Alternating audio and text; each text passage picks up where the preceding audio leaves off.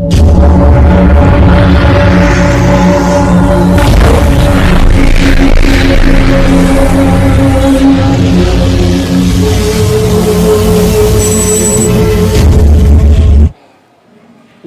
ونستعينه ونستغفره ونؤمن به ونتوكل عليه ونعوذ بالله من شرور أنفسنا ومن سيئات أعمالنا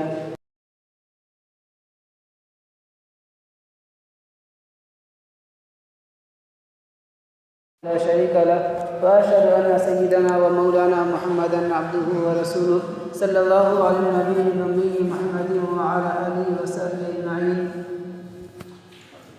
قال النبي صلى الله عليه وسلم: أربع إذا كن فيك فلا عليك ما فاتك من الدنيا: حسن خليقة، وعفة في تهمة، وصدق حديث، وحفظ أمانة، أو كما قال عليه الصلاة والسلام: آمنت بالله صدق الله مولانا العلي العظيم وصدق رسوله النبي الكريم ونحن على ذلك من الشاهدين والشاكرين والحمد لله رب العالمين. رب يسر ولا تعسر وتمم بالخير وبك نستعين يا فتاح. رب زدني علما. رب اشرح لي صدري ويسر لي أمري واحلل عقدة من لساني يفقهوا قولي. اللهم صل على سيدنا مولانا محمد وعلى آل سيدنا محمد وبارك وسلم. اللهم صل على سيدنا مولانا محمد وعلى آل سيدنا محمد وبارك وسلم. اللهم صل على سيدنا مولانا محمد وعلى آل سيدنا محمد وبارك وسلم. آواز صاف ہے نا؟ بزرگان محترم و برادران عزیز،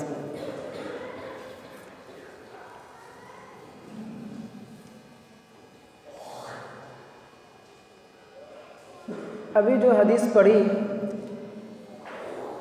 عبداللہ ابن عمرو ابن عاص رضی اللہ تعالیٰ عنہ کی روایت ہے. وہ فرماتے ہیں کہ نبی کریم صلی اللہ علیہ وسلم نے فرمایا کہ جب تمہارے اندر 4 خصلتیں اگر ہیں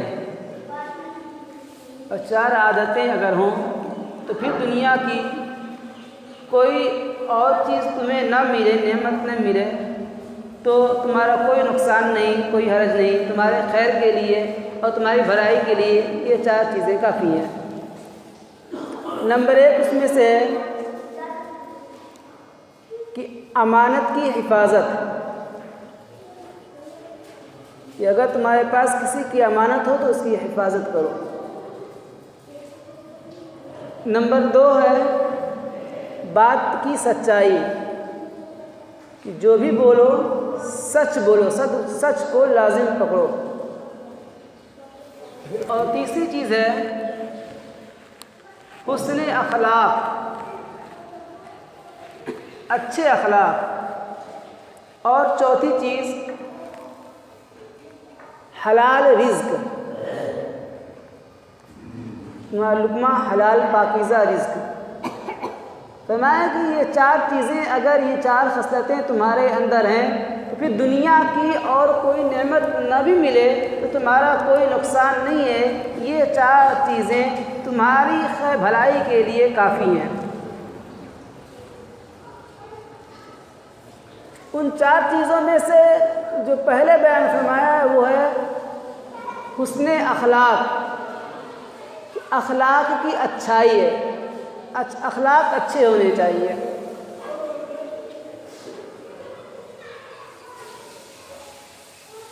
اس وقت اس چیز کو بیان کرنے کا ارادہ ابھی نہیں ہے، پھر بھی اختصاراً یہ سمجھیے کہ حسن اخلاق ہم جو سمجھتے ہیں کہ کسی سے مسکرا کے مل لینا، خندہ پیشانی سے ملنا، تواضع سے مل لینا، اور کچھ جو ہے نرم لہجے سے بات کر لینا، یہ حسن اخلاق ہے. اور اسی پہ ہم سمجھ بس یہی حسن اخلاق ہے. یہ نہیں کہہ رہا ہوں کہ یہ حسن اخلاق نہیں ہے، یہ بھی حسن اخلاق کا حصہ ہے، لیکن اصل حسن اخلاق جو شریعت میں مطلوب ہے وہ یہاں دل ہے. کہ دل میں اچھے جذبات ہونے چاہیے، جس سے ہم مل رہے ہیں، جو سامنے والا ہے، مسلمانوں کے لیے ہمارے دل میں اچھے جذبات ہونے چاہیے۔ یہ اصل چیز مطلوب ہے۔ اگر یہ چیز ہے تو پھر آٹومیٹک جو ہے ہمارا بولنا چالنا، ہمارا برتاؤ صحیح ہوگا۔ دل میں دوسروں کے لیے اچھے جذبات ہو، دل میں جذبات نہیں ہے، کینہ ہے، بغض ہے، حسد ہے، دشمنی ہے، دل میں اس کے لیے پلاننگ کر رہے ہیں، اس کو نقصان پہنچانے کی کوشش کر رہے ہیں اور سامنے سے مسکرا کے مل رہے ہیں، تو یہ کافی نہیں ہے۔ اس کو تو پھر نفاق بولتے ہیں، منافقت، کہ دل میں دوسروں کے لیے چھرا لیے بیٹھے ہیں۔ تو دل ہمارا، دل میں جذبات دوسروں کے لیے پاکیزہ ہونے چاہیے، اچھے جذبات ہونے چاہیے، اچھے خیالات ہونے چاہیے۔ دوسری چیز فرمایا وَعِفَّةٌ فِي طُعْمَةٍ، کہ ہماری خوراک، رزق، جو لقمہ ہمارے پیٹ میں جا رہا ہو وہ پاکیزہ ہو۔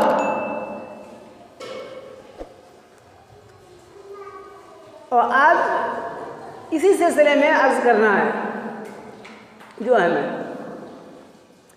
یہاں پاکیزہ سے مراد یہ نہیں ہے کہ کھانا جو ہے صاف ستھرا ہو، گرد و غبار نہ ہو، یہ نہیں، یہ تو ہونی ہی چاہیے کہ کھانا جو کھا رہے ہیں وہ گندا نہ ہو، صاف ستھرا ہو، جراثیم نہ ہو۔ لیکن یہاں جو مراد ہے وہ یہ ہے کہ رزق ہمارا حلال ہو، خوراک ہماری حلال ہو، جو ہم کھا رہے ہیں، جو لقمہ پیٹ میں جا رہا ہے وہ حلال ہو۔ اور لقمہ، رزق، حلال رزق کا حاصل کرنا اور اس بات کا اہتمام کرنا کہ جو رزق ہم کھا رہے ہیں، جو آمدنی آ رہی ہے وہ حلال ہے، اس کا اہتمام کرنا بھی ایمان کے بنیادی حصوں میں سے، بنیادوں میں سے ہے۔ وہ رزق حلال ہے، لہذا اس بات کی کوشش کرنا ہر ایک کے لازم ہے، اہتمام ضروری ہے کہ ہمارے منہ سے جو پیٹ میں لقمہ جا رہا ہے یا ہم جو پہن رہے ہیں وہ حلال ہو، اور جس پیسوں سے وہ خریدا گیا ہے، وہ کھانے کی چیزیں، وہ بھی حلال ہو۔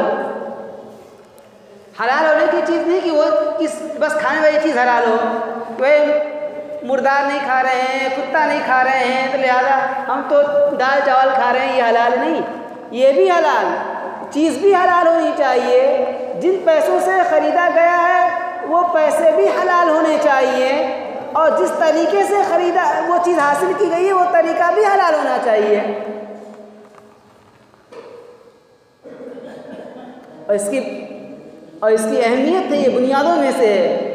اللہ کے نبی صلی اللہ علیہ وسلم نے فرمایا انہ لا یربو لحم نبت من سؤۃ کان الا کانت النار اولا بہ، او کما قال علیہ السلام،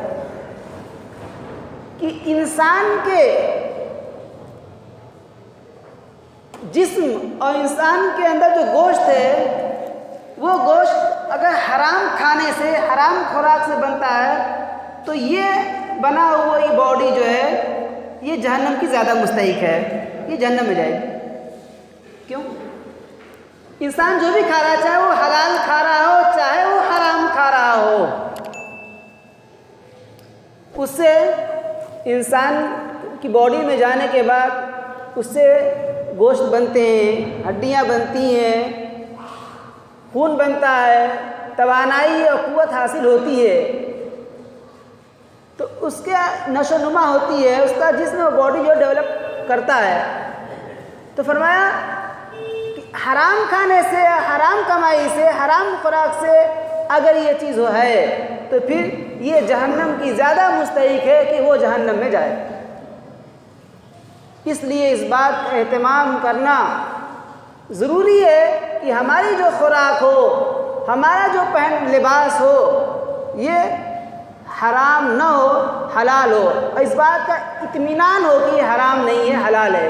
اطمینان کر لینا ہر ایک کے لیے لازم اور ضروری ہے۔ یہ تو کہ جہنم کا مستحق ہوگا، جہنم میں جائے گا، یہ تو آخرت کا عذاب ہے۔ دنیا میں بھی اللہ تبارک و تعالی حرام کمائی کے اور حرام خوراک کے جو بے برکتیاں ہیں اور جو عذاب ہیں وہ دکھا دیتے ہیں کہ حرام طریقے سے کمائے ہوا مال انسان کے پاس یہ تو لگتا ہے کہ بھائی ہمارے پاس پیسے بہت ہیں، آمدنی بہت ہے، بینک بیلنس بہت ہے، لیکن ان سارے پیسوں کے باوجود، بینک بیلنس ہونے کے باوجود، پیسوں کے ڈھیر ہونے کے باوجود آفتیں آ رہی ہیں، مصیبتیں آ رہی ہیں، پریشانیاں آ رہی ہیں، لوگ کڈنیپ اور اغوا ہو رہے ہیں، کہیں چوری ہو رہی ہے، کہیں ڈاکے پڑ رہے ہیں۔ تو آمدنیاں ہیں، بینک بیلنس بھی اکٹھا ہے، لیکن اس کے باوجود یہ ساری چیزیں ہو رہی ہیں۔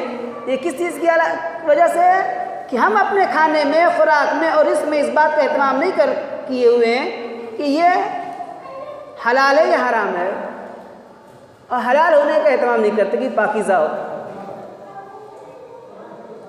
چنانچہ آج بڑے بڑے بینک بیلنس والے اور پیسے پونجی والے، بڑے بڑے کھاتے پیتے گھر کے لوگ کو یہ شکایت سننے کو ملے گی کہ ان کے پاس دیکھنے میں پیسے تو بہت ہیں، تنخواہیں بھی اچھی ہیں، آمدن بھی اچھی ہے، بینک بیلنس ہے، لیکن یہ شکوہ کرتے ہوئے ملیں گے کہ بھائی پورا نہیں ہو رہا، خرچ پورا نہیں ہوتا۔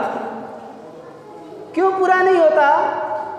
اللہ تبارک و تعالی اس حرام مال میں بے برکتی ڈال دیتے ہیں۔ دنیا کا ایک عذاب تو یہ ہے کہ اس حرام مال میں برکت نہیں ہوتی، نور نہیں ہوتا، تو برکت نکل گئی ہے۔ تو جب برکت نکل گئی تو پورا کیسے ہوگا؟ تو پیسے بہت ہوتے ہیں لیکن شکایت یہ رہتی ہے کہ پورا نہیں ہوتا۔ تو اس لیے پورا نہیں ہو رہا کہ ہم نے اپنے آمدن میں، اپنی کمائی میں، اپنی خوراک میں جو ہے اس بات کا اہتمام نہیں کر رکھا ہے کہ ہماری جو آمدن ہے وہ حلال طریقے سے آ رہی ہے یا نہیں آ رہی ہے، اللہ کے احکام کے مطابق ہم نے اس کمائی کو حاصل کیا، اس رزق کو حاصل کیا یا نہیں کیا۔ دوسری خرابی اللہ بچائے کہ حرام خوراک سے اور حرام مال سے انسان کے اندر سے اور انسان کے دل سے ایمان کی حس ختم ہو جاتی ہے، ایمان کا شعور ختم ہو جاتا ہے، اچھے اور برے کی تمیز نہیں باقی رہ جاتی، وہ الٹا سمجھتا ہے، اس کے دماغ الٹا چلنے لگتا ہے، اچھے کو برا سمجھتا ہے اور برے کو اچھا سمجھتا ہے۔ لیکن جن کے اندر اور جن لوگوں کا دل پاکیزہ ہوتا ہے اور انوارات ہوتے ہیں حلال رزق کے، ان کو شروع میں اس بات کا احساس ہو جاتا ہے، ان کو پتہ چلتا ہے کہ دل کے اندر سے کون سی نعمت اور کیا دولت چھن گئی، کیا چیز چھن گئی، ان کو تاریکی اور ظلمت معلوم ہوگی۔ حضرت مولانا یعقوب نانوتوی صاحب رحمۃ اللہ علیہ گزرے ہیں، حضرت مولانا اشرف علی صاحب تھانوی رحمۃ اللہ علیہ کے استاد ہیں۔ حضرت تھانوی رحمۃ اللہ علیہ ان کے بارے میں ان کا واقعہ لکھتے ہیں کہ حضرت مولانا یعقوب صاحب نانوتوی رحمۃ اللہ علیہ فرما رہے تھے ایک مرتبہ کہ میں ایک مرتبہ کہیں دعوت میں گیا اور وہاں جا کے کچھ کھانا کھا لیا، کھانے کے بعد پتہ چلا کہ جس کا کھانا کھایا جہاں اس کی آمدنی مشکوک تھی، پوری طریقے سے حلال اور پاکیزہ نہیں تھی۔ فرماتے ہیں کہ اس کھانے کا اثر یہ ہوا کہ مہینوں تک جو ہے میرے دل میں تاریکی چھا گئی اور گناہوں کے خیالات اور گناہوں کے جذبات امٹنا شروع ہو گئے۔ ہمیشہ دل یہ کرتا، مہینوں تک یہ دل کرتا کہ فلاں گناہ کر لوں، فلاں گناہ کر لوں، فلاں گناہ کر لوں، مہینوں تو کیا رہا۔ تو جن کے دلوں میں نور ہوتا ہے، احساس ہوتا ہے، تو ان کو یہ شروع میں تو پتہ چل جاتا ہے۔ تو حرام کمائی کا پہلا نقصان کہ دنیا میں بے برکتی، کچھ بہت کمایا ہوگا لیکن پتہ چل رونا ہوگا کہ کام پورا نہیں ہو رہا، خرچے پورے نہیں ہو رہے۔ اور دوسری چیز اللہ بچائے کہ دل سے ایمان کی حس چھن جاتی ہے، سلب کر لی جاتی ہے۔ اسی لیے اللہ تبارک و تعالیٰ نے فرمایا یا ایھا الرسل کلوا من الطیبات واعملوا صالحا، کہ اے رسولوں کی جماعت پاکیزہ چیز کھاؤ، حلال چیز کھاؤ اور نیک عمل کرو۔ مفسر فرماتے ہیں کہ اللہ تبارک و تعالیٰ نے حلال اور حرام، حلال اور نیک جذبات، نیک عمل اور حرام اور گناہوں کے درمیان ایک کنیکشن رکھا ہے، ایک کنیکشن ہے کہ اگر ہم حلال کھائیں گے، ہماری خوراک جو پیٹ میں جا رہی ہے، جس سے نشو و نما ہو رہا ہے، ہمارا جو پہننا اوڑھنا ہے، یہ اگر حلال ہے، پاکیزہ ہے، تو پھر اس سے نیک کام کرنے کے جذبے بھی دل میں پیدا ہوتے ہیں، نیک کام کرنے کے جذبے پیدا ہوں گے، عبادت کے شوق پیدا ہوں گے۔ لیکن اگر حرام ہے تو پھر نیک کام کرنے کے جذبے پیدا نہیں ہوتے، پھر گناہوں کے جذبے پیدا ہوں گے، پھر نافرمانی کے جذبے پیدا ہوتے ہیں، پھر معصیت کے جذبے پیدا ہوں گے۔ تو اگر ہم نے اپنے کمائی میں حرام کو شامل کیا تو گویا کہ ہم نے اپنا کنیکشن جو ہے، اگر حلال کو شامل کیا تو گویا کہ ہم نے اپنا کنیکشن جو ہے نیک اعمال سے اور اچھے اعمال سے جوڑ لیا۔ اگر ہمارا کھانا پینا خوراک حرام ہے اور اس سے ہمارا تعلق ہو گیا تو ہم نے اپنا جو کنیکشن جو ہے وہ برے اعمال سے اور برے جذبات سے جوڑ لیا۔ اب دل میں خیال شروع ہوں گے، برے خیالات آئیں گے، گناہوں کا من کرے گا، اچھائی کی طرف بھی۔ اسی لیے جن لوگوں کے یہاں جو لوگ حلال کھاتے ہیں، پاکیزہ کھاتے ہیں، جب ان سے گناہ ہو جاتا ہے شروعات تو ان کا دل بے چین ہوتا ہے، تڑپتا ہے، ان سے اپنا کیا ہوا انسان ہے، گناہ ہو گیا تو وہ گناہ جو ان کے اوپر پہاڑ معلوم ہوتا ہے، وہ اللہ کے سامنے روتے ہیں، گر گراتے ہیں اور اللہ سے توبہ کر کے معاف کروا لیتے ہیں۔ لیکن اگر یہی چیز اگر حرام چل رہا ہے تو یہاں ایک وقت ایسا آتا ہے کہ یہ حس سلب ہو جاتی ہے، اب وہ گناہ کر رہا ہوتا ہے لیکن پھر بھی چھوڑا نہیں جاتا۔ وہ ایک بات تو یہ سمجھ رہا ہوگا کہ جو میں کر رہا ہوں وہ غلط ہے، لیکن پھر بھی اس غلط چیز کو چھوڑنے کی ہمت پیدا نہیں ہوتی، نہیں پیدا ہوگی۔ کبھی دل میں خیال آئے گا کہ میں نے جو کیا ہے غلط کیا ہے، لیکن اس غلط خیال آئے کہ غلط کیا احساس ہوگا، لیکن اس خیال کو فوراً نکال دے گا، جیسے کہ ناک پہ مکھی بیٹھی اور اڑا دیا، کوئی فکر نہیں ہوگی۔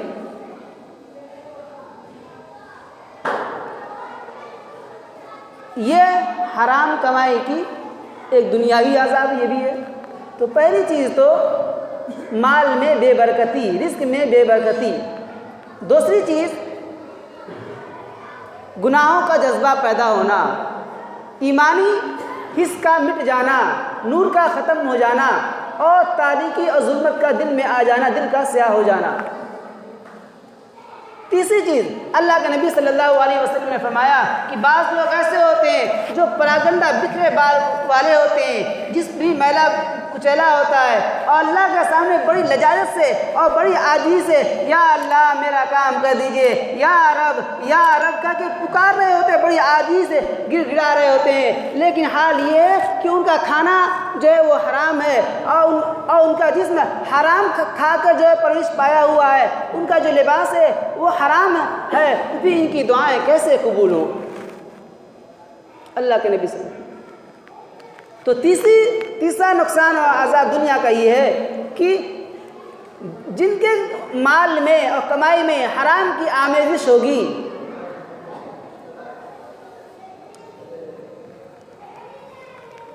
ان کی دعائیں قبول نہیں ہوتی۔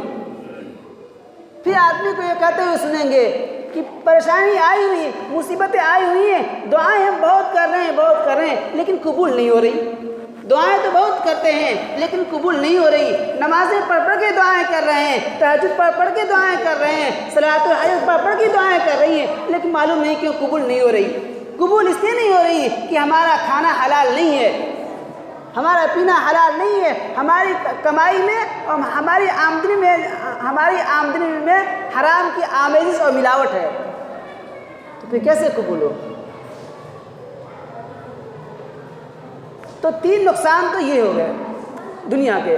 آخرت میں تو یہ ہے کہ جہنم کا مستحق ہوگا وہ باڈی، اور وہ جسم جہنم میں ہی جائے گا جو حرام سے پلا بڑا ہو. اور دنیا کے نقصان مال کی بے برکتی، اور دوسرا ایمان کی اس کا سلب ہو جانا کہ گناہوں کے جذبات پیدا ہوں گے، گناہوں کا خیال پیدا ہوگا،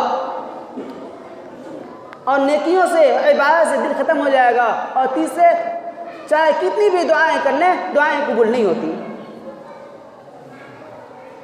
اس لیے ہم جو ہمارے منہ سے پیٹ میں لقمہ جا رہا ہے پورے طور پر اس کا اہتمام کرنا ضروری ہے، پورا اطمینان کر لینا ضروری ہے کہ وہ لقمہ حرام کا نہ ہو بلکہ حلال کا ہو. اچھا، اس کی اب حرام کمائی کی، حرام مال کی مختلف صورتیں ہیں. ہم تو یہ سمجھتے ہیں کہ بھائی چوری سے حاصل کیا ہوا مال حرام ہے، ڈاکہ ڈال کے حاصل کیا ہوا مال حرام ہے، سود، رشوت، انٹرسٹ، یہ مال حرام ہے. تو یہ ایسے حرام ہے جس کو ہر مسلمان جانتا ہے کہ یہ حرام ہے، تو ان کو تو چھوڑنا ہی ہے. لیکن حرام کی مختلف صورتیں ہیں جس میں ہر آدمی پڑھا لکھا بھی ہو، ان پڑھ بھی ہو، اور یہاں تک کہ پرہیزگار بھی ہو اور نمازی اور تہجد گزار آدمی بھی جو ہے اس نے پڑھا ہوا ہے، اسے احساس نہیں ہے کہ ہم حرام کما رہے ہیں اور ہماری آمدن حرام ہے. مثال کے طور پر ایک تاجر ہے، بزنس مین ہے، وہ سامان بیچ رہا، اب سامان کو غلط طریقے سے جھوٹ بول کے بیچ رہا، دھوکہ دے کے بیچ رہا، سامان ہے اس کو ملاوٹ کر کے بیچ دیا، سامان میں ملاوٹ کر کے بیچ دیا، یا ایک کمپنی کا یا ایک برانڈ کا مال نہیں ہے، جھوٹ بول کے دھوکہ دے کر لیبل لگا کے اس پہ جو اس کو بیچ دیا. تو دھوکہ دے کر جھوٹ بیچ کر مال بیچا، اس سے جو آمدن حاصل ہوئی وہ بھی حرام ہے، اس کی کمائی بھی حرام ہے اور ہمارے رزق میں شامل ہو گئی. جس طریقے سے ایک بالٹی پانی ہو اور اس میں پیشاب کا ایک قطرہ ڈال دیں تو ایک قطرہ پوری بالٹی کو ناپاک کرے گا کہ نہیں کرے گا؟ پوری بالٹی کو ناپاک کر دے گا. اسی طریقے سے یہ جو کمائی ہماری آمدن میں حاصل ہو گئی، شامل ہو گئی، تو اس کی نجاست پورے حلال مال میں شامل ہو جائے گی. اب اس کی نحوست اور بے برکتی ہم محسوس کریں گے. تو دھوکہ دے کے مال کو بیچنا، سامان کو بیچنا، ملاوٹ کر کے سامان کو بیچنا، اس سے جو آمدنی حاصل ہوئی یہ بھی حرام. اسی طریقے سے ایک آدمی نوکری کر رہا ہے، جاب کر رہا ہے. اب جاب کرنے میں مثال کے طور پر اسے 8 گھنٹے کی ڈیوٹی ہے.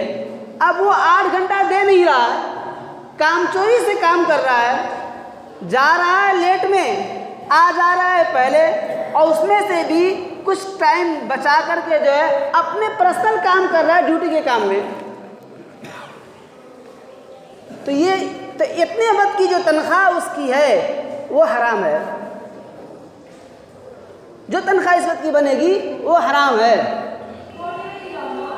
اسی لیے فرمایا کہ چلو فرض نماز تو ٹھیک ہے، فرض نماز کے لیے ڈیوٹی کے اوقات میں فرض نماز کے لیے ٹائم نکال سکتے ہیں، لیکن ڈیوٹی کے اوقات میں آدمی ڈیوٹی چھوڑ کر کے نفل پڑھنے کے لیے بھی جانا جائز نہیں ہے، قرآن کریم کی تلاوت کرنے کے لیے بھی جانا جائز نہیں ہے. اگر ڈیوٹی کے اوقات میں ڈیوٹی کو چھوڑ کر ٹائم بچا کر جو ہے نفل پڑھنے چلا گیا یا قرآن کریم کی تلاوت چھوڑ دیا اور اتنے دیر تک جو ہے ڈیوٹی کے کام نہیں کیا، تو اس وقت کی جو آمدن تو اس کی بنتی ہے، جو تنخواہ بنے گی اتنی، وہ حرام ہے. اب جو وہ تنخواہ میں شامل ہو گئی تو اس کی نجاست، اس حرام مال کی نجاست جو ہے پورے مال میں سرایت کر گئی، اس کی بے برکتی ہوگی. اب اس حرام مال سے ہماری پیش پا رہی ہے، اس میں ہر آدمی مبتلا ہے لیکن اسے احساس نہیں ہے کہ ہماری آمدن حلال ہو رہی کہ حرام ہو رہی. اس لیے جو ڈیوٹی کے اوقات ہیں جن کی ہمیں تنخواہ مل رہی ہے اس میں پرسنل کام کرنا اپنا یہ جو ہے جائز نہیں ہے. کر رہے ہیں تو اس وقت اتنی دیر کی تنخواہ جو ہے ہمارے لیے جائز نہیں ہوگی. اس کو غور کرنے کی ضرورت ہے. اسی لیے تھانوی رحمۃ اللہ علیہ کا ایک مدرسہ تھا، انہوں نے یہ اصول بنایا رکھا تھا کہ جب بھی کوئی آتا تو وہاں ان کے اساتذہ کی تنخواہیں مقرر تھی جیسے مقرر ہوتی ہیں، تو ان کا نظام ہر اساتذہ یہ کرتا تھا کہ پڑھائی کے اوقات میں، ڈیوٹی کے اوقات میں اگر یہ طے ہے کہ آپ کو 1 گھنٹہ پڑھانا ہے تو 1 گھنٹے میں کوئی ان کا اپنا آدمی اگر آ گیا ملاقات کرنے کے لیے تو جیسے ہی کوئی آدمی گیا ملاقات کرنے کے لیے وہ ٹائم نوٹ کر لیتے تھے، ٹائم فوراً نوٹ کرتے تھے کہ اتنے بجے ہمارے آدمی آئے ہیں۔ اب جانے کا بھی ٹائم نوٹ کر لیے۔ اب جب پورے مہینہ یہی کرتے تھے، اور جب جو تنخواہ لینے کا وقت آتا تو تنخواہ دینے والے کو حساب کر کے کہ اتنا وقت، یہاں سے اتنا وقت میں نے ڈیوٹی کے اوقات میں اپنے کام میں، پرسنل کام میں لگایا ہے، اور ہم نے اس میں ڈیوٹی کے کام انجام نہیں دیے، لہذا میری اتنی تنخواہ جو بنتی ہے وہ کاٹ لی جائے۔ یہ اہتمام تھا تھانوی کے مدرسے میں ان کے اساتذہ کا۔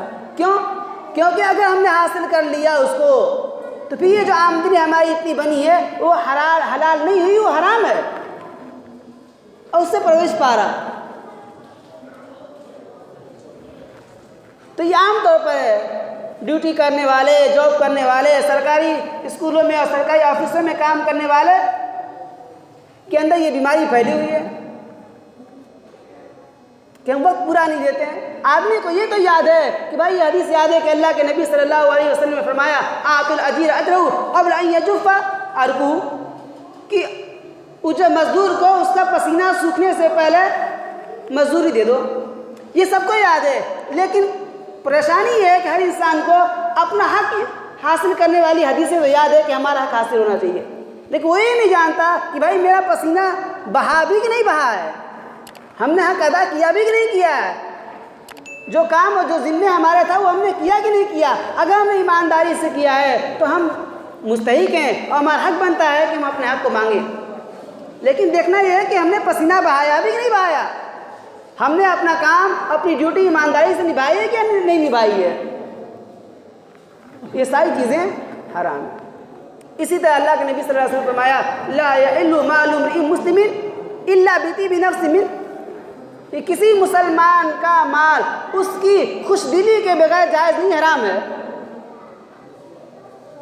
ہم نے کسی کا سامان لیا، مانگا، اب وہ دینے پر راضی نہیں ہے، لیکن ہم اسے چمٹ گئے ہیں، اصرار کر رہے ہیں کہ نہیں مجھے دو مجھے دو مجھے دو، وہ پریشان ہو کے دے دیا کہ بھائی چلو اس لیے دے دیا کہ جو جان چھوٹے، چونکہ اس نے آپ کو، اگرچہ اس نے اپنے اختیار سے دیا ہے، آپ کو اپنے ہاتھ سے دیا ہے، لیکن اس کا دل دکھا ہوا ہے، اپنی خوشی سے نہیں دیا ہے، جان چھڑانے کے لیے نہیں دیا ہے، تو چاہے وہ آپ کا رشتہ دار ہو، آپ کا دوست ہو، لیکن وہ مال آپ کے لیے حلال نہیں ہے، حرام ہے، اس لیے کہ دل کی خوشی نہیں ہے۔ یہ تو ایسے ہی ہوگا کہ کسی کو بندوق دکھا کے مال لے لو، یہ بھی لوٹ ہے یہ بھی لوٹ ہے، تو وہ بھی حلال نہیں ہے، حرام ہے۔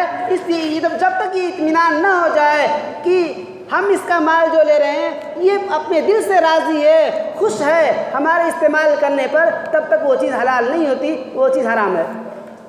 یا اسی طریقے سے ایک صورت یہ پیش آتی ہے کہ ایک آدمی آیا، ہم گئے دکان پر کوئی چیز سامان خریدنے کے لیے، اب ہم اس سے سامان کا ریٹ کم کرا رہے ہیں، اور ریٹ اتنا کم کرائے ہیں کہ وہ اس ریٹ پر، اس کمی پر دینے کے لیے تیار نہیں ہے، اس ریٹ پر دینے کے لیے تیار اس کا دل نہیں کر رہا، دل دکھا ہوا ہے، لیکن ہم نے زبردستی جو اس کو اسی ریٹ پہ لے لیا، تو یہ کام ہم نے حرام کیا، یہ بھی ہماری کمائی حرام ہو گئی۔ مجبور کر کے جو ریٹ اس نے مجبوری میں کم کر دیا، خوشی سے کم نہیں کیا، تو اتنا ریٹ بھی ہمارے لیے حرام ہے۔ جیسے ہوا بھائی ہم نے سامان لیا، ہم سامان لے کے چلے آئے، سامان بنوا لیا، آرڈر بھی بنوا لیے، اب اس کو ہم کم کروا رہے ہیں، لیکن اس کمی پہ وہ دینے کے تیار نہیں ہے، لیکن ہم کیا کرتے ہیں، یہ دے دی آپ کو، میں نے لیجیے نہیں تو کوئی بھی لیا، ہم سے مطلب نہیں ہے۔ اب بیچارہ ناچارہ ہو کے وہ لے لیتا ہے، لیکن اس کمی پہ وہ خوش نہیں ہے، دل راضی نہیں ہے، تو یہ چیز بھی حرام ہے، اس کا یہ چیز دینا۔ آپ نے غضب کیا، زبردستی وہ چیز لی ہے، اس میں ہر انسان مبتلا ہے، لیکن فکر نہیں ہے۔ اللہ تبارک تعالیٰ ہم سب کو جو احساس عطا فرما دے، اور حرام کمائی سے، حرام پرورش سے ہمارے لقمے، ہمارے جو پیٹ میں جا رہا ہے حرام لقمہ، اس سے بچائے، اس کا اہتمام کریں۔ کم سے کم اتنا اہتمام کریں کہ ہمارے پیٹ میں جو لقمہ جا رہا ہے وہ پورے طور پر حلال ہو، حرام کو لقمہ ناجائز ہو، خوب اطمینان کر لیں پھر استعمال کریں۔ اللہ تبارک و تعالیٰ ہمیں حلال رزق عطا فرمائے، حرام کام سے بچائے۔ وآخر دعوانا ان الحمد للہ رب العالمین۔